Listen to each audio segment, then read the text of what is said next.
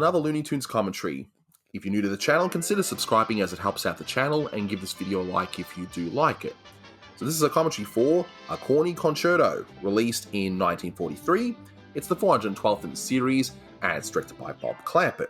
You can find this on the Looney Tunes Golden Collection Volume 2 DVD set, on the Looney Tunes Platinum Collection Volume 3 Blu-ray set, and I believe it's also in the public domain. And there's also a Michael Barrier audio commentary, which I encourage you to listen to.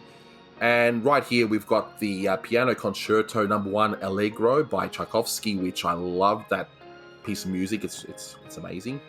But with me today to analyze this Fantasia knockoff is Austin Kelly. Say hi. I'm here just because Frank Tashlin's in the credits. Of course, I have to be present for all things and everything Tashlin. Of course.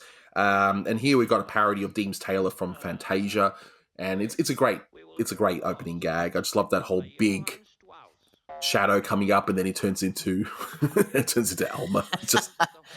It's a really great opening. It's one of the best, and it's such a shame that so much of the best gags in the Warner cartoons were probably a group effort, because all the cartoons were got a jam session where everyone would go into the room, all the animators and everything, and pitch gag ideas. I mean, I would like to think that the idea of the big shadow forming into the little midgety Elmer was Tashlin's work, of course, just because I love him.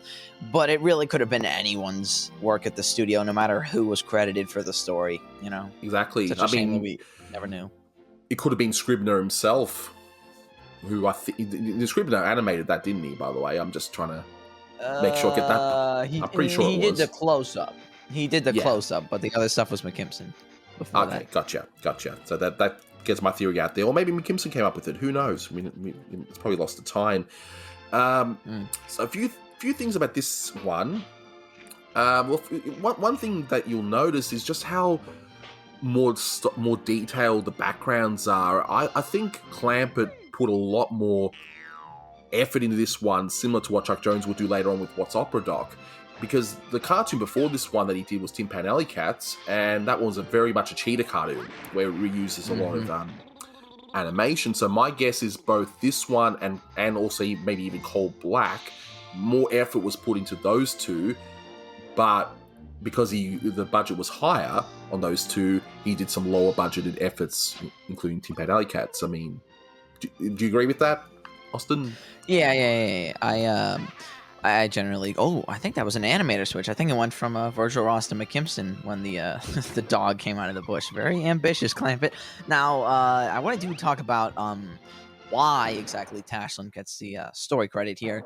He had come back to take over Norm McCabe's unit. Norm McCabe was going to be drafted, but McCabe wasn't ready to leave yet. So Leon was like, well, let me just put you with Clampett. You can work with him on whatever.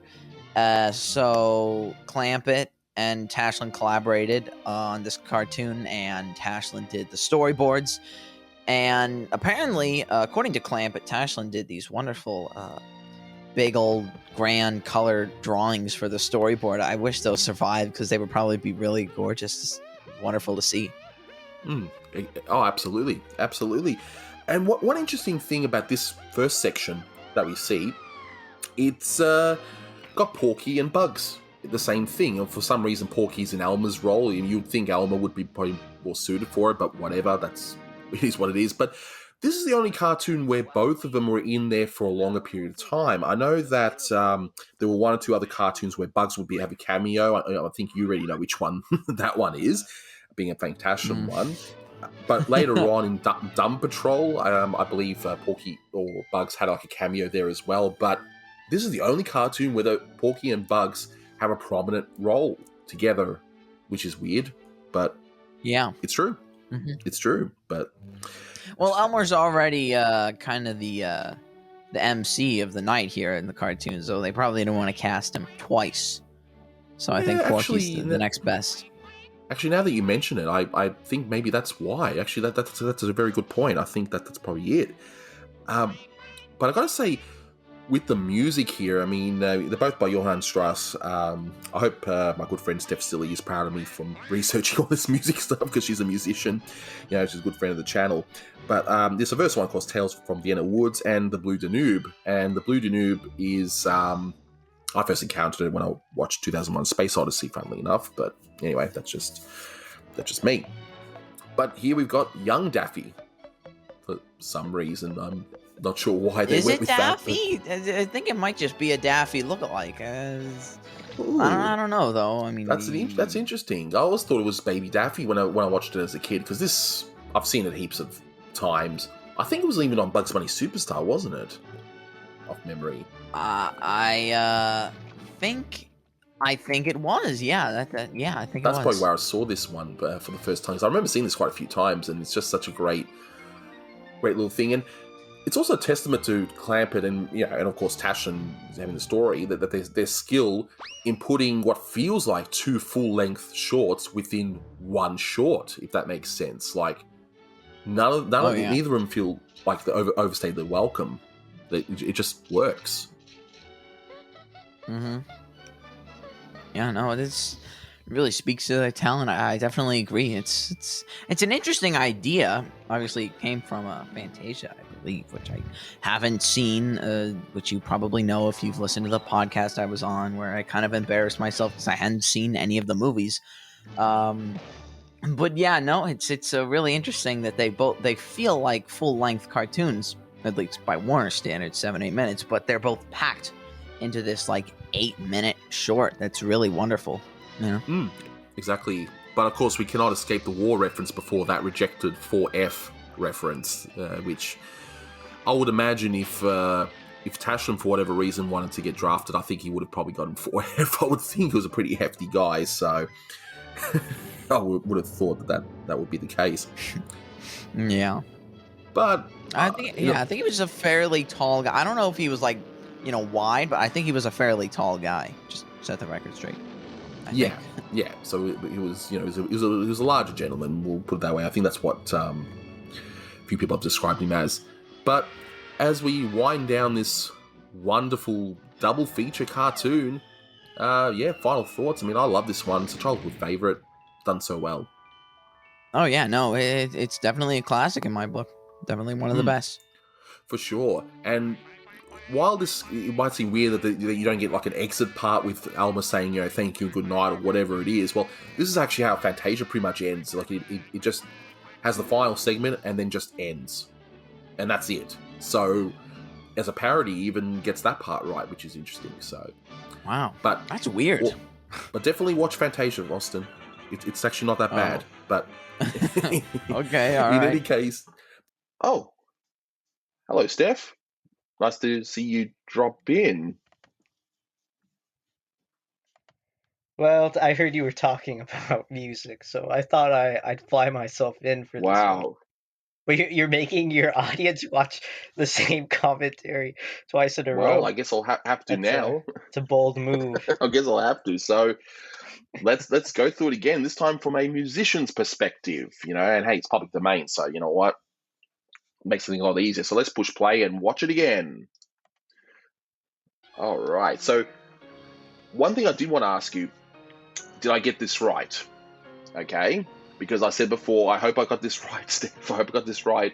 Piano Concerto No. 1 Allegro by Tchaikovsky. Is that this song that's playing right now? Yeah. Most people would call it Movement 1, though, but, you got it right. Yay. I'll give myself a gold star later on.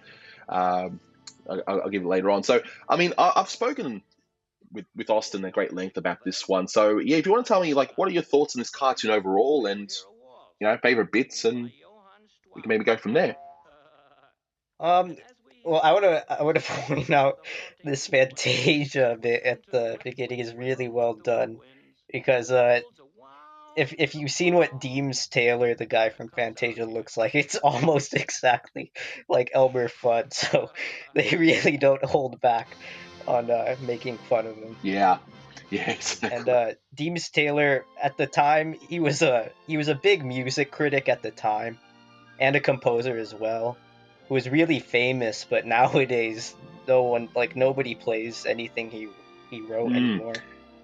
He's pretty Yeah. obscure And now. according to Fantasia, see, everyone thinks he sounds like Corey Burton these days because he had to redub the James Taylor voice, and Yeah. he doesn't really sound too much like him. I've heard some of the original audio of James Taylor, and I mean, not that Corey did a bad job, but we can, hopefully they can maybe find that original audio and maybe fix it up because it's great. So, one thing I pointed out with Austin is that how they managed to squeeze two cartoons which seem very full length in the space of 8 minutes. I mean, what do you think about that? Just how he's able to do that? It's an interesting idea, but it does kind of. I'm not. In retrospect, it kind of makes the cartoon feel a little less cohesive. As opposed, I don't know. I think it would have worked better if like the whole thing was just like a single sequence, kind of like Pigs in a Polka, that type of thing. Sure. But it's an interesting idea, and also I think this is a really well made cartoon.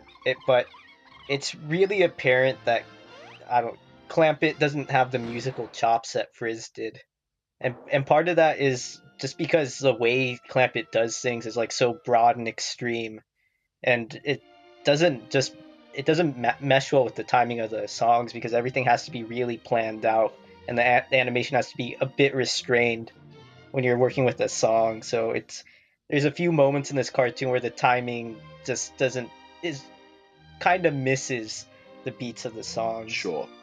Yeah, that's fair enough. I mean, but it's again that's just something you notice when, as a musician, watching these cartoons. I'm sure to anyone else it doesn't make a difference, but it's still an excellent cartoon. Yeah, and I'm sure the audiences still loved this anyway. So, but.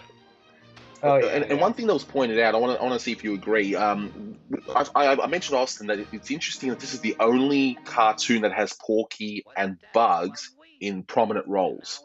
They'll have, I think, a cameo in a few cartoons here and there, but that's the only time that they were like that. Oh yeah, that's it. I never thought about that. But that's right. And you think it would have been Elmer doing the hunting, but Austin mentioned that. It could be just because the MC, James Taylor, is Elmer, and maybe they just didn't want to have him repeated in there. I mean, what are your thoughts on that? Do you agree with that? Yeah, that sounds about right. They probably just didn't want to use him too much in one short, I guess. Yeah, that's probably. It would be kind of jarring to see him as James Taylor, and then all of a sudden you're seeing him as like normal Elmer Fudd. I guess that would have been a bit too much at the time, I suppose. And let's see if you can resolve this controversy. Is this Baby Daffy or not? Because I think it is kinda, but I don't know. What do you think? I mean, that's what I always thought. I've seen this cartoon millions of times on like public domain tapes and DVDs. I always assumed that was like Baby Daffy. Well, yeah. Because Cartoon Network was like showing like baby Looney Tunes and stuff, so I guess I was already accustomed to the idea of seeing them as like little kids. Yeah. I mean, I think whether it's intentional or not, I think it's easy to see why people would think, hey, this is Baby Daffy, and it's. But either way, still a fun little character and shows that Clampett can do cute as well as crazy. Mm-hmm. Now, this bird. And of course, both of the songs. I was going to say, this bird here, I don't know, is it a reference to any, I don't know, I suppose radio character or something? I don't know. It seems like it does these gestures. It's nothing I can think of. Maybe. Oh, I'm sure someone will. I don't think. Yeah, if it's a reference, I'm sure somebody knows, because I don't. Yeah, and nobody does a better sneeze than Scribner, I would say. Oh, yeah. Even just something as simple as it's a pretty epic card. Yeah, exactly. Yeah, I know. But like, this year is filled with like epics for Clampett. He really I like how ambitious he got. He does this musical, and then there's Falling Hair, and Coal Black, of course. Although, for better or worse, it is a very experimental cartoon. Yeah. But yeah, I'm sure. I wonder if this caused a lot of problems for him with Leon Well, Schlesinger. he did do before this one Tin Pan Alley Cats, which was very much a cheetah cartoon. So I guess maybe there was a lot more time, effort, and budget in Cold Black and this one. And then, yeah, he had to do sort of Tin Pan Alley Cats on the cheap just to achieve like these beautiful backgrounds for one. Now, because Austin didn't want to mention it, but those two trees seem to be like a reference to the Silly Symphony, Flowers and Trees. But I don't know. It might Could have have been. but I'm I don't know. a lot of cartoons did the whole. I'm sure Bosco did like the same gag and everything back Yeah. then, if I recall correctly. Exactly right. So, final thoughts as we wrap up this mega double ultra super commentary for today. Okay, it was a nice double feature. Great cartoon. Love the music of Johann Strauss. It's very good. And yeah, childhood Yeah. favorite. Absolutely. So this time we're really going. Thanks very much for listening, guys, and until next time, take care. See ya. Bye, everybody.